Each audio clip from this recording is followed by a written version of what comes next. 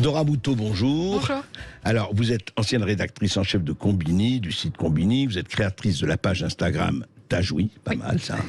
Tajoui. Point d'interrogation ou pas? Point d'interrogation. D'accord, oui, parce qu'on ne sait jamais. Exactement. Co-auteur d'une lettre parue le 22 août dans Marianne, interpellant Elisabeth Borne sur le planning familial. Et justement, on a lu ça avec Ala et on s'est dit quand même, c'est vrai que le planning familial, on revient là-dessus parce que c'est quand même quelques affiches qui font sensation. On voit pas, et où il y avait par exemple un homme un peu barbu comme ça, un peu transgenre, avec un autre homme black, et il lui touche le ventre. Et il dit, c'est une affiche officielle du planning familial. Au planning, on sait que des hommes aussi peuvent être enceints.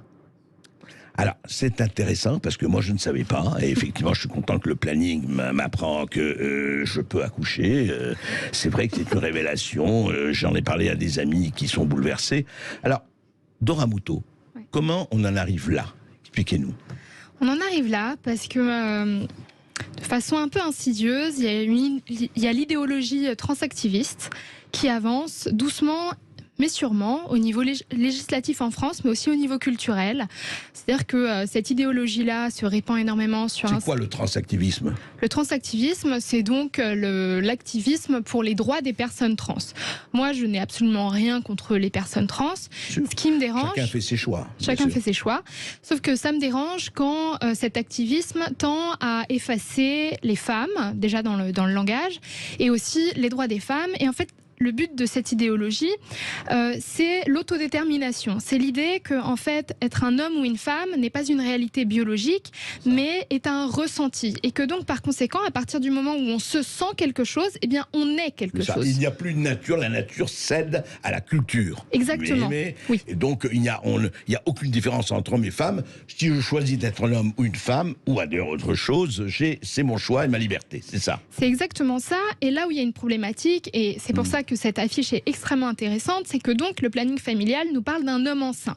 Et ce qui se passe, c'est que quand ils disent homme enceint, ils ont raison dans une certaine mesure, parce qu'aujourd'hui en France, en gros, disons moi, demain je veux devenir un homme, d'accord? Oui. Et pour devenir un homme, depuis 2016, eh bien, il suffit que je m'auto-détermine homme, que je commence à m'habiller en homme, éventuellement que j'ai quelques petites piqûres de testostérone au quotidien pour commencer à avoir de la barbe et me transformer, mais je n'ai plus besoin de modifier, en fait, je n'ai plus besoin de me faire enlever l'utérus, comme à l'envers, je n'ai plus besoin de faire enlever mon pénis. Ça, c'est dans la loi, ça? Depuis 2016. Depuis 2016, intéressant. Oui, ça a été voté. Je n'ai plus besoin, par exemple, moi, homme, si je veux devenir femme, de me castrer et de mettre une vulve artificielle. Oui, donc un homme enceint ou un pénis de femme, c'est quelque chose de réel législativement. Législativement, oui. Soulignons cela. Oui, mais pas biologiquement. Donc en fait, il y a un décalage entre la réalité biologique et la réalité législative, et c'est-à-dire qu'en fait, on est dans une fiction légale. C'est ça. Voilà. Oui, c'est assez hallucinant. Parce que, attendez, Dora Boutot, vous êtes d'accord? Ou alors, corrigez-moi, un homme ne peut pas tomber enceint.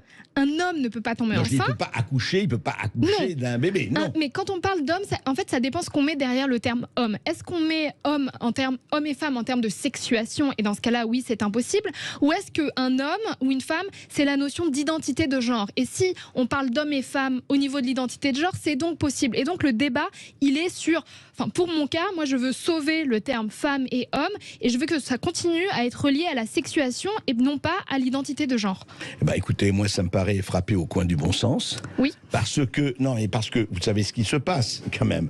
Il y a eu quand même, et de plus en plus, le sport féminin. Vous savez ce qui se passe dans le sport féminin? Oui.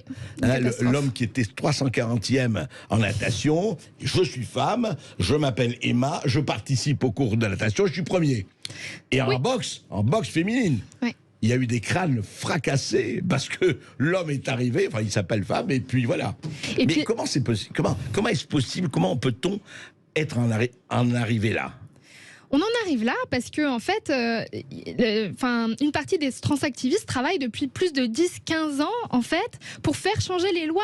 Et ils sont extrêmement bons, ils sont extrêmement proches de certains députés, ils sont extrêmement proches de certains sénateurs. Au niveau européen, ils sont proches du Parlement européen. Et en fait, personne ne l'a vu venir parce que la façon dont ils changent les lois est relativement maligne. Ils font pas une loi sur l'identité de genre. Il va y avoir des lois sur l'école, sur les sports, sur l'immigration, etc. où en fait, ils vont rajouter un sous-amendement. Et ce sous-amendement va être sur l'identité de genre. Et le but, c'est vraiment d'effacer au bout du bout le sexe au profit de la notion d'identité de genre, ce qui est très dangereux pour les femmes, dans les sports, dans les prisons.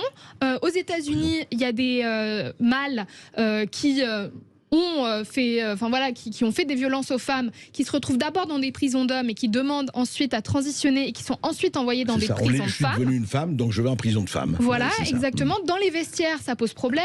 Dans certains WC, ça peut poser problème. Enfin, il y a tout un tas d'endroits où en fait, ça pose problème. Et on fait comme si ça n'existait pas. Et ce que vous dites, alors c'est quand même très, très intéressant et préoccupant, c'est que vous dites qu'il y a un véritable lobbying, aussi bien aux États-Unis qu'en Europe, et ils avancent là-dessus. Enfin, Oui, alors ils sont extrêmement bons à aller voir la classe politique, mais pas seulement. C'est-à-dire que par exemple, aujourd'hui, quand on est sur LinkedIn ou même sur des applis de dating comme Bumble, etc., on nous demande notre identité de genre, c'est-à-dire, et nos pronoms. C'est-à-dire, il faut dire si je suis il, elle, yel, etc.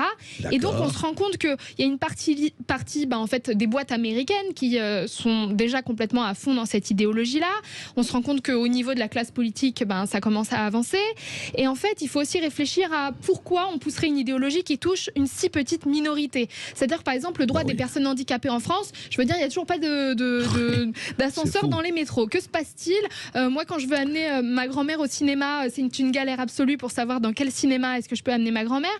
Donc en fait, il y a des minorités où on en a quand même absolument rien à carrer. Et cette minorité qui est encore plus petite que les autres, les handicapés bien sûr, on s'en occupe, on s'en préoccupe et on crée des structures pour faciliter ce transactivisme. Oui, tout à fait. En fait, il faut aussi penser qu'il y a certains laboratoires pharmaceutiques qui sont donc, à mon avis, relativement intéressés par cela, parce que quand on commence à prendre de la testostérone ou des œstrogènes extrêmement jeunes, il y a un marché là. Il y a un marché, c'est le Gender Identity Market. Et voilà, j'ai fait des recherches et je me suis rendu compte, par exemple, que Gilead, qui est un des plus gros labos pharmaceutiques... C'était le remdesivir qui devait tout soigner, qui devait nous guérir du Covid. On a vu le résultat. Voilà, et donc Gilead a versé récemment 4,5 millions de dollars à des associations trans qui ensuite elles-mêmes redistribuent ça pour le militantisme, en fait. Donc, c'est pas totalement innocent. Les gens ont tendance à penser que ce n'est qu'un mouvement de justice sociale, et dans une certaine mesure, ça l'est, et il y a effectivement, je veux quand même préciser, il y a des gens qui sont en souffrance, qui ont des dysphories de genre, voilà. Mais il y a une différence entre une minorité de gens qui souffrent de dysphorie de genre et une idéologie qu'on essaye, en fait, de rendre mainstream. Et qu'on essaye de faire de cette idéologie une normalité. Voilà. Ce qui est quand même assez hallucinant. Et à votre avis, alors en France aujourd'hui, c'est quelque chose qui est en ascension, enfin qui monte. Et au fond, qu'est-ce qui fait que les réactions, bien sûr qu'il y a des réactions qui existent, des résistances qui sont là, mais qu'est-ce qui fait qu'on les entend moins que les transactivistes, que les woke, etc., etc. Parce que la censure, par exemple, que je vis est terrible. C'est-à-dire que sur Twitter, mon compte saute tous les 3 jours, parce que aujourd'hui, je n'ai pas le droit de dire, par exemple, qu'un pénis de femme n'existe pas. Ça va faire sauter mon compte Twitter. Je n'ai pas le droit de mégenrer quelqu'un. Ça va faire sauter mon compte Twitter. Attendez, si vous dites qu'un pénis de femme n'existe pas, votre compte saute. Oui. Et par exemple, si vous allez sur les sites ou de rencontres, etc., juste un mot, vous pouvez choisir le prénom mardi, un prénom masculin, et mercredi, un prénom féminin. On peut jouer. Alors, ou pas oui, je pense qu'on peut changer. J'ai pas vérifié, mais en tout cas, je peux m'identifier comme je veux. Et donc voilà, par exemple, là aussi, une chose intéressante à noter, c'est que suite à cette pétition qui a très bien marché en termes d'audience, on s'est dit avec Marguerite Stern qu'on allait lancer une pétition sur change.org. Et la pétition a été supprimée, censurée de Change.org pour soi-disant discours haineux. Parce qu'en fait, toutes les femmes qui ouvrent leur bouche à ce sujet pour défendre les droits des femmes se font censurer de partout et les médias n'y sont pas pour rien non plus. Il n'y a qu'un certain type de médias qui veut bien nous entendre aujourd'hui. Sinon, on est traité de transphobes et de sale TERF. TERF, ça veut dire trans-exclusionary radical féministe. C'est ce qu'on dit. On dit ça de J.K. Rowling, par exemple, ou d'autres femmes. Et c'est utilisé comme sorcière, comme salope. Enfin voilà, c'est utilisé toujours dans un sens péjoratif. D'accord. Mais écoutez, ça me paraît quand même assez hallucinant tout ça. Merci en tout cas. Vous me direz ce qui sera passé avec votre pétition, mais elle a rencontré un très gros succès. Non, la tribune, mais la pétition, elle a été censurée de Change.org. D'accord. Pour discours haineux. Voilà, nous n'avons pas pu récolter des signatures parce que Change.org est idéologiquement pas avec nous. D'accord. Écoutez, merci beaucoup Dora Muto. On vous recontactera et on essaiera de continuer à savoir ce qui se passe.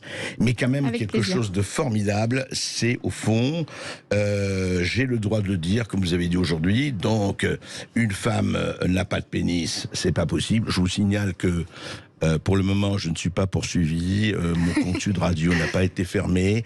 Mais est-ce que je peux dire, j'en ai parlé hier, est-ce que si je dis, alors Dora Muto, que je n'aurai pas, à mon avis, je ne crois pas, et les hommes n'auront pas de cancer de l'utérus, est-ce que je risque d'être traité de transphobe ? Oui, parce que les hommes trans peuvent avoir un cancer de l'utérus. Donc à partir de ce moment-là, oui, les hommes, le groupe homme, une partie du groupe homme peut avoir un cancer de l'utérus.